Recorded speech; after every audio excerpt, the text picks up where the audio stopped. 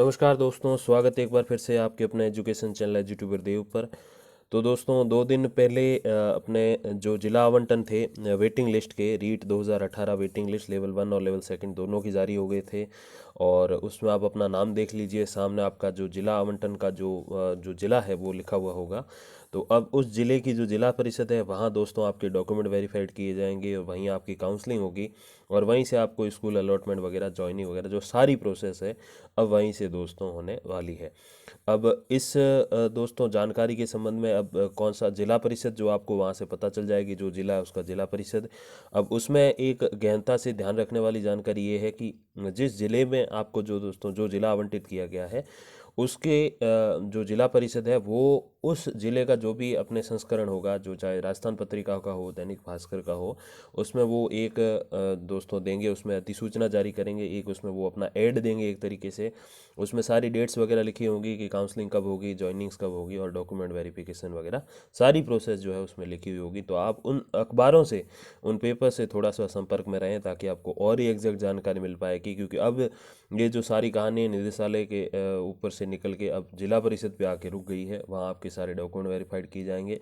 तो दोस्तों देख लेते हैं कि इसमें दस्तावेज प्रमाण पत्र कौन कौन से हैं। अब दोस्तों इसमें एक ये भी चीज़ है कि पुलिस वेरिफिकेशन, मेडिकल वेरिफिकेशन और बैंक डायरी, ये तीनों जो हैं वो आपको डॉक्यूमेंट वेरिफिकेशन के टाइम नहीं चाहिए, वो आपको जॉइनिंग या जो स्कूल अलॉटमेंट होगा उस टाइम के आप लिए जो है आपको काउंसलिंग के टाइम आपको जो है चाहिए होंगे। अभी डॉक्यूमेंट वेरिफिकेशन है तो इसमें आप साथ में रखो तो भी अच्छी बात, नहीं रखो तो भी कोई बात नहीं, क्योंकि ये सबसे लास्ट में जो प्रोसेस है उसमें आपका चाहिए जो बैंक डायरी और मेडिकल सर्टिफिकेट और पुलिस वेरिफिकेशन, ये तीनों जो हैं वो आपको सबसे एंड में चाहिए होंगे जॉइनिंग्स के टाइम। तो दोस्तों शुरू करते हैं। तो सबसे पहले मूल आवेदन पत्र। अब इसमें आपका क्वेश्चन ये भी बनेगा कि जो आपने रीट 2018 जो सबसे पहला फॉर्म भरा था वो चाहिए, या फिर रिजल्ट आने के बाद जब आपके 60% से ज़्यादा बने, 70-80 बने, तो उस टाइम जो आपने फॉर्म जो है भरा वो चाहिए। तो दोस्तों दो ही रख लीजिए, क्योंकि इसमें पहला भी ज़रूरी इसलिए क्योंकि उसमें आपका एप्लीकेशन आईडी है, और सेकंड इसलिए ज़रूरी है क्योंकि उसमें फिर आप 60% से अपर वाली मेरिट में आए हो। तो दोनों ही रख लें तो कोई बाद में वहाँ प्रॉब्लम ना हो, नहीं तो फिर ऐसे जो चीज़ें होती है, कोई भी कागजात कम ज़्यादा होते हैं तो उसके लिए फिर एफिडेविट बनाना और फिर बहुत सारी प्रॉब्लम्स कहने का मतलब हो जाती है। तो इससे अच्छा है कि दोनों रख लें। फिर घोषणा पत्र जो उपरोक्त निर्धारित प्रारूप में, और फिर शपथ पत्र। ये दो जो घोषणा पत्र और शपथ पत्र हैं दोस्तों वो ऐसे होने वाले हैं, ये देखिए आप। ये है घोषणा पत्र, 50 रुपये स्टाम्प पर आपको जो है दोस्तों 50 रुपये का जो स्टाम्प होता है उस पर भी ये सारी चीज़ें होंगी। और आवेदक द्वारा घोषणा, इसमें आपको सारा नाम वगैरह भरना है, और आवेदन का शपथ पत्र। तो ये इसमें सारी चीज़ें, तो ये तो दो ये हो गए। अब इसके बाद दोस्तों जो है आपका है सेकेंडरी या फिर समकक्ष की अंक तालिका की प्रमाणित प्रति। अब इसमें ऐसा है दोस्तों, 10वीं की आपकी जो अंक तालिका यानी कि मार्कशीट होनी चाहिए, और उसका दोस्तों सर्टिफिकेट भी होना चाहिए। अब सर्टिफिकेट कहाँ बनता है, वो आरबीएससी जो आपके है बोर्ड है वहीं से बनेगा। आरबीएससी के तो आरबीएससी में, और जो आपका बोर्ड है तो वहाँ बनेगा, तो वो आपके पास होगा। तो दोस्तों दोनों ही ओरिजिनल रखने, अंक तालिका और सर्टिफिकेट दोनों। ठीक है, सर्टिफिकेट कैसे होता है, जैसे बीए एमए की डिग्री होती है ना, ठीक वैसे 10वीं 12वीं का सर्टिफिकेट होता है।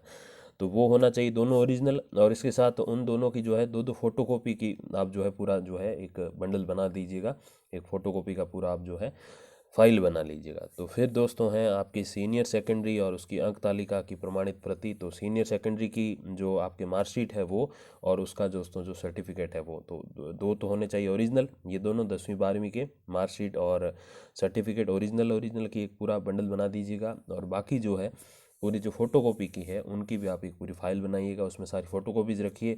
और ये स्वप्रमाणित प्रति होनी चाहिए, मतलब आपके साइन उस पर होने चाहिए, सेल्फ अटेस्टेड लिख के आप अपने साइन कीजिएगा। तो ऐसे आपकी ये सारी प्रोसेस है।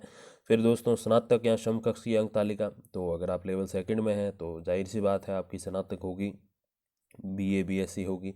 बीकॉम वालों को अब शामिल किया है तो वो, और उसकी दोस्तों जो एक तो अंक तालिका यानी कि marksheet first year second year final तीनों की, जो तीसरी तो खैर वो पूरी फाइनल सारी आई जाती है। और उसके साथ साथ आपका सर्टिफिकेट भी चाहिए होगा, कौन सा, जो भी आपका बैचलर का है वो। फिर दोस्तों BSTC, तो अगर आपकी लेवल 1 है तो BSTC और लेवल 2 है तो B.Ed। उसका दोस्तों आपके पास जो होना चाहिए, क्या 3 चीज़ें होनी चाहिए इसमें। पहली आपके पास अंक तालिका, दूसरा आपके पास सर्टिफिकेट या यूँ कहें कि डिग्री, सर्टिफिकेट का और डिग्री का एक ही चीज़ है वो, और फिर आपके पास चरित्र प्रमाण पत्र जो है वो आपके जब आपके B.Ed या BSTC पूरी हो गई होगी तो आपको वहाँ से एक चरित्र प्रमाण पत्र भी दिया होगा कॉलेज वालों ने, तो वो आपके पास होना चाहिए, ओरिजिनल भी और उसकी फ़ोटोकॉपीज़ भी। फिर मूल निवास प्रमाण पत्र की प्रमाणित प्रति होनी चाहिए।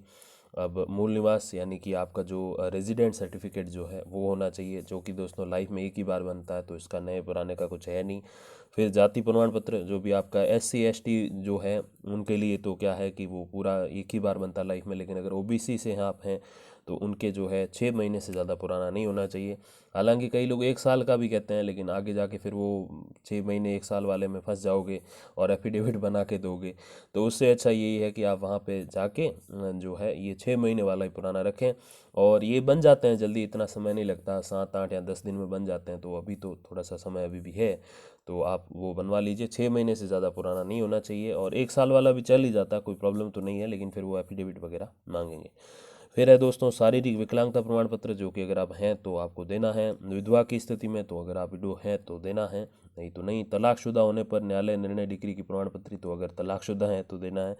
और किसी भी प्रतियोगी पात्रता परीक्षा में वंचित किए जाने या नहीं किए जाने का स्व घोषणा, तो ये आपको सारा टाइप करवा के, जो आजकल कंप्यूटर वाले वगैरह जो है वो टाइप करते हैं, तो उनसे टाइप करवा के स्व घोषणा प्रमाण पत्र, उनके पास सारा फॉर्मेट रहता है, उनका एक्चुअल में यही काम धंधा है, तो वो रहता है। तो किए जाने का तो कौन देगा, नहीं किए जाने का ही होगा। फिर विवाह पंजीयन प्रमाण पत्र, अगर शादी हुई है तो देना है, नहीं तो विवाह हुआ ही नहीं तो क्या पंजीयन होगा। फिर उत्कृष्ट खिलाड़ी संबंधी, अगर आप खिलाड़ी हैं, आप एथलीट हैं या फिर आप स्पोर्ट्स पर्सन हैं तो देना है। फिर भूतपूर्व सैनिक संबंधी, अगर आप एक्स सर्विसमैन हैं तो देना है। संतान संबंधी प्रमाण पत्र, तो 2 से अधिक संतानें नहीं होंगी नहीं होनी चाहिए, या फिर नहीं है, अगर शादी हो चुकी है तो वो आप देंगे। फिर है विवाह के समय दहेज स्वीकार करने या नहीं करने संबंधी स्व घोषणा, तो वो भी आपको, जैसे मैंने बताई, मित्र वगैरह जो होते हैं उनसे टाइप करवा के रखना होगा साथ में कि मैं दहेज स्वीकार नहीं करूँगा। फिर पहचान संबंधी दस्तावेज की स्व प्रमाणित प्रति। अभी पहचान संबंधी दस्तावेज क्या है, जैसे आपका आधार कार्ड वगैरह जो है, आधार कार्ड रख लीजिए, थोड़ा एक्स्ट्रा भी रख लीजिएगा, वोटर कार्ड या फिर आपके लाइसेंस वगैरह, तो अच्छा ही रहेगा। खैर ये थोड़ा सा एक्स्ट्रा एडवांटेज लेने के लिए, और उसकी फ़ोटोकॉपी और सारी फ़ोटोकॉपी पर अपने साइन वगैरह करके आप रखिएगा। फिर है आरटेट 2011 12 15 17 की जो भी आपने दी है, क्योंकि ये पिछले 10 साल का हिसाब किताब है इसमें, तो उसमें आपका जो भी प्रमाण पत्र है वो सारे साथ में होने चाहिए, ओरिजिनल और उनकी फ़ोटोकॉपी। धूम्रपान नहीं करने संबंधी स्व घोषणा, तो ये भी मैंने जैसे बताया कि मित्र वगैरह से टाइप करवा के ले लीजिएगा। अन्य कोई दस्तावेज़, तो आपके पास अगर मास्टर्स की डिग्री है तो वो आप डाल सकते हैं। इसके अलावा आपके पास जो भी डिग्रियां वगैरह है तो वो सारा आप नीचे ओरिजिनल और उनके सामने जो आप नंबर लगा दीजिएगा कि इस नंबर पे मेरी ये डिग्री है। एक जो है आपके पास एक फ़ाइल होनी चाहिए पूरे ओरिजिनल डॉक्यूमेंट की, और 2 फाइल या यूँ कहें 2 सेट जो होने चाहिए वो आपके फ़ोटोकॉपीज़ के होने चाहिए। टोटल 3 सेट आपको बनाने होते हैं। हालांकि अलग अलग जिला परिषद पे भी निर्भर करता है कि कौन कितने सेट का क्या उनका नियम कायदा है, लेकिन अमूमन मैं आपको एक नॉर्मल जो है ये चीज़ें, सामान्य जो चीज़ें होती हैं, बेसिक चीज़ें, वो मैं आपको बता रहा हूँ। इसके अलावा 3 चीज़ें और बच गई, वो है आपकी बैंक डायरी, और जो मेडिकल सर्टिफिकेट और पुलिस सर्टिफिकेट, पुलिस वेरिफिकेशन जो है, ये सारा आपके जो है ज्वाइनिंग के टाइम चाहिए होगा। अभी सबसे पहली जो प्रोसेस है वो डॉक्यूमेंट वेरिफिकेशन की है, वहाँ ये चीज़ें ज़रूरी नहीं, वहाँ खाली आपके शैक्षणिक जो डॉक्यूमेंट वगैरह हैं वही सारे चेक किए जाएंगे। तो इस वीडियो में इतना ही दोस्तों, बाकी कोई भी आपकी क्वेरी है तो वो आप नीचे पूछ लीजिए, तो मैं अपने अनुभव से और अपने जो भी हमारे स्टाफ वगैरह जो रहते हैं तो उन सब से पूछ के आपको जानकारी देना चाहूँगा। तब तक के लिए दोस्तों बहुत बहुत धन्यवाद, नमस्कार।